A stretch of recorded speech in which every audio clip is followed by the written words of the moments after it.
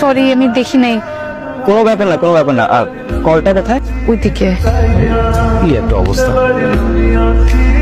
ভাইয়া আমার না ভুল হয়ে গেছে, আমি আসলে দেখি নাই, সরি। বারবার কেন সরি বলছো? আমি তো কমপ্লেন করছি না। আপনি জামাটা আমার দিয়ে দেন, আমি ধুয়ে দিব না। আমি ধুয়ে নিতে পারবো, আর নিজের জামা সবসময় নিজেই দিবে, অন্য কেউ না। ঠিক আছে, আমি ধুয়ে নিচ্ছি, সমস্যা নেই। গুড মর্নিং তোরা। গুড মর্নিং ভাইয়া, রাতে ঘুম ভালো হয়েছে আপনার? হ্যাঁ, নট ব্যাড।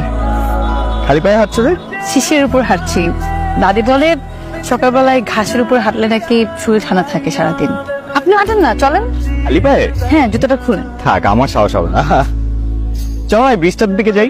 চল। আমি এতিম মানুষ, মা বাবা নেই, আমার আবার লাইফ নিয়ে কি প্ল্যান থাকবে? আমার কোনো প্ল্যান নেই।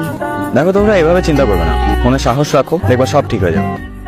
তুমি কিন্তু আমার এক্স গার্লফ্রেন্ডের মতো দেখা বলতে চাই আমি। জানি না তুমি কিভাবে নিবে, কিন্তু আমার মনে হয় তোমাকে কথাটা বলা দরকার। তোমাকে আসলে আমি আমি আমি একটু অন্যভাবে দেখি। কথা এত না পেঁচিয়ে সরাসরি বলুন। আমরা কি সত্যি সত্যি রেগুলার লক্ষ্মীন্দরের মতো হতে পারি না? অথবা অথবা রাজকুমারের সিনেমা? আপনার খাবার খাবো না। নিয়ে যাব? একবারও জিজ্ঞেস করলাম আমার কি হয়েছে? কেন এমন করছেন? আমি আমার জবাব চাই। এটা অসম্ভব। কেন অসম্ভব? আমি আপনাদের এখানে আশ্রিতের মতো আছি। তুমি আমাদের আত্মীয়, তুমি এখানে একটা বড় দায়িত্ব পালন করছো, দাদিকে দেখে শুনে রাখছো। যে দায়িত্বটা আমাদের পালন করার কথা সেটা তুমি করছো। তুমি আশ্রিতা না, তুমি আমাদের উপকার করছো। আচ্ছা, এই কয়দিন যে আমাকে কোম্পানি দিলে, কি কোনোদিন আমাকে খারাপ মনে হয়েছে? তুমি কি একটা বারও আমাকে ভালো লাগে নাই?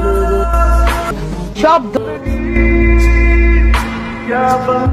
ভাইয়া শুনছিস, তোরাকে নাকি খুঁজে পাওয়া যাচ্ছে না। পাওয়া যাচ্ছে না মানে? কোথায় গেছে? কোথায় গেছে কেউ জানে না। আবির আর